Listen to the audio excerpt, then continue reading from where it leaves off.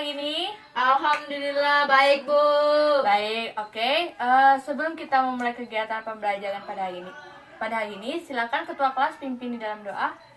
Baik, sebelum memulai pelajaran kita pada siang hari ini, ada baiknya kita berdoa. Berdoa mulai. Berdoa selesai. Baiklah anak-anak, apakah hari ini ada yang tidak masuk? Hadir semua, Bu. Baik, bagus. Pertahankan ya, jangan sampai kalian bolos sekolah. Karena ilmu yang akan ibu bagikan ini tidak hanya bermanfaat pada saat ini saja, melainkan akan bermanfaat di masa yang akan datang. Oke anak-anak? Oke, Bu. Nah, sebelum kita belajar ke materi kita pada hari ini, ibu ingin bertanya nih, siapa yang masih ingat materi sebelumnya itu kita belajar tentang apa? Ayo, tunjuk tangan. Saya, Bu. Ya, Agung, silakan. Jadi kemarin kita belajar mengenai kelimpahan unsur-unsur periode ketiga, Bu. Di mana unsur-unsur periode ketiga ini umumnya berada di alam dalam bentuk senyawa dan unsur yang paling banyak yaitu silikon.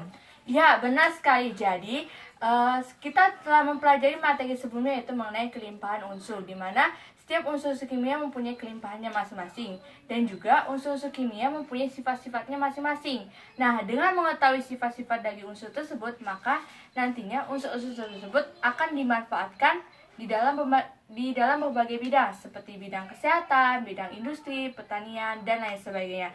Jadi, materi pembelajaran kita pada hari ini yaitu mengenai sifat-sifat unsur periode ketiga. Dengan tujuan yang pertama, siswa dapat mengidentifikasi sifat-sifat unsur periode ketiga.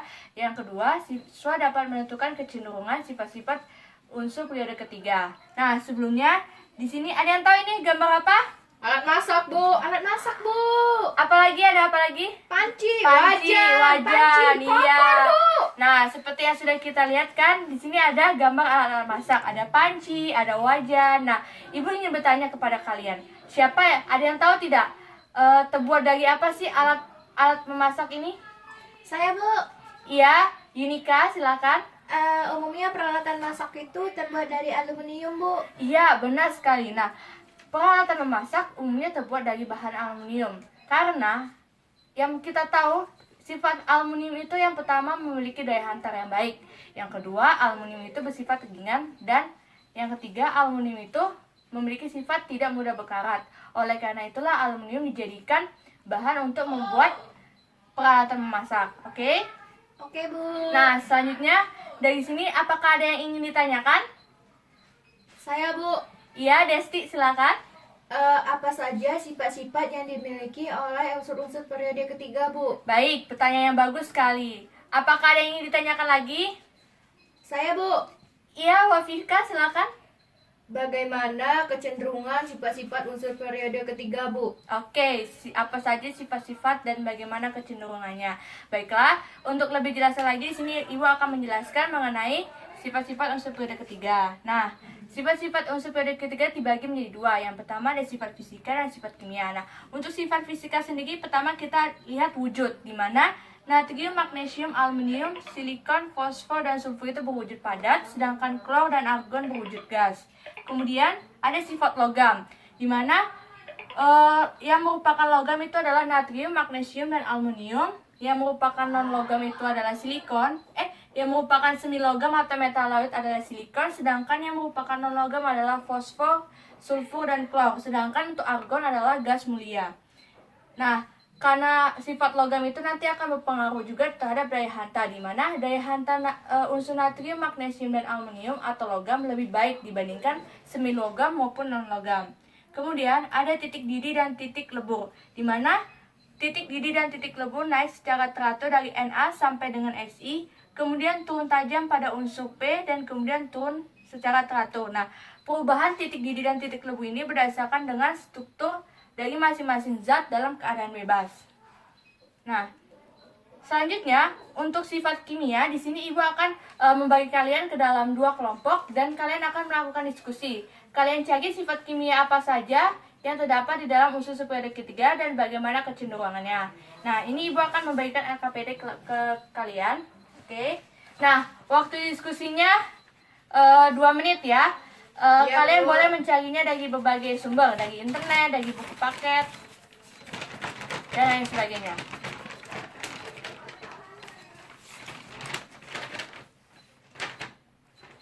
Nyontek koi nomor 1. Eh, Bu, dia nyontek, Bu. jangan nyontek ya. Kelompok 1 nih ya. Itu siapa? Alvan apa ya? Main WhatsApp ya? Buka chat ya. Halo Alvan nih ya. Woi Naura, kau nih nyari, jangan cacing. Bu Naura, Bu. Shh, anak-anak jangan berisik ya. Oke. Weh.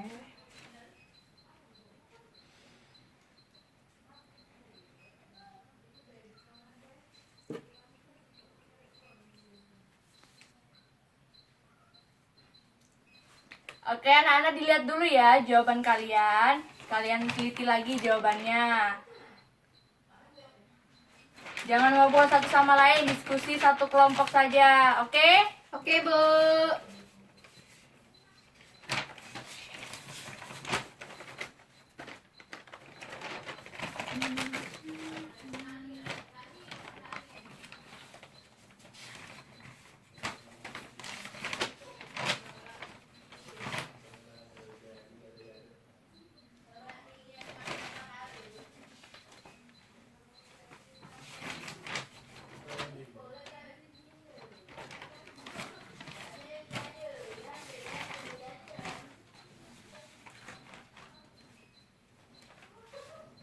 Susah tidak nak soalnya?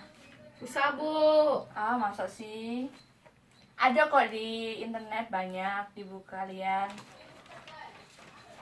Dulu, Bu.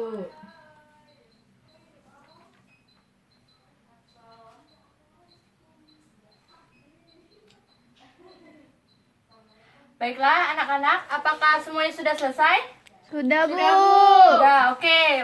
Coba ya, kelompok 1 coba presentasikan hasil jawabannya. Noi, kau nih baca. Woi. Baik. Dari kelompok kami itu untuk jawabannya yang termasuk sifat kimia, yaitu sifatnya mengoksidasi dan reduksi, dan NaCl dari NaCl ke salah Bu, dari Na ke Cl. Daya oksidasi semakin bertambah dan daya pereduksi semakin berkurang. Oke, ya. Apakah jawaban kelompok lain sama dengan kelompok 1? Sama Bu. Oke. Coba untuk kelompok 2 kalian presentasikan jawaban kalian. Kalau kelompok kami Bu, sifat kimianya itu asam basa, di mana Na ke Cl sifat asam semakin bertambah dan sifat basanya berkurang Bu. Oke, iya baik. Oke, benar sekali. Jadi untuk sifat kimia unsur-unsur periode ketiga yang pertama terdiri dari sifat pengoksidasi dan pereduksi, di mana daya pereduksi dan pengoksidasi ini berkaitan dengan kecenderungan melepas atau menyerap elektron. Kita bisa lihat di sini bahwa dari Na ke Cl daya pengoksidasinya semakin bertambah karena ini berkaitan dengan harga potensialnya, di mana harga potensialnya itu semakin positif. Sedangkan dari daya pereduksinya semakin berkurang. Kemudian selanjutnya sifat yang kedua yaitu sifat asam basa hidroksida periode ketiga. Kita bisa lihat dari sini dari Na ke Cl sifat asamnya semakin bertambah, sedangkan sifat basanya itu semakin berkurang. Nah, tapi terkecuali untuk unsur aluminium. Kita bisa lihat di sini unsur aluminium adalah bersifat amfoter, yang artinya unsur aluminium itu dapat bersifat asam maupun bersifat basa.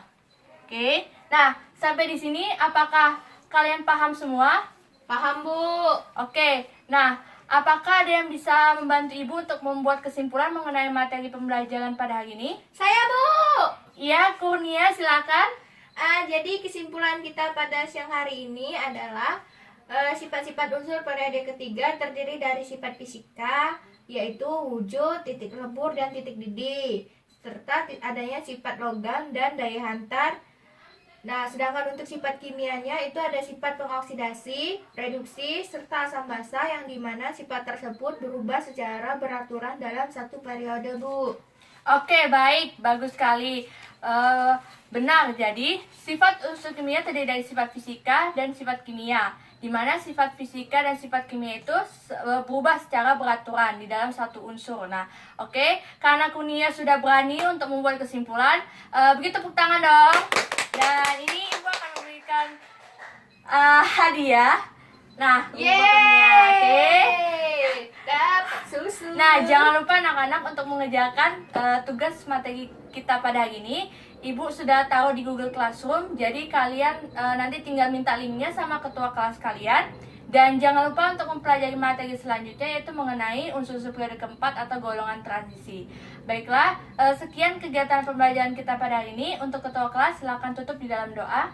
Baik, untuk mengakhiri pelajaran kita pada siang hari ini, marilah kita berdoa. Berdoa mulai. Berdoa selesai. Baiklah. Selamat siang anak-anak. Siang Bu. Siang Bu.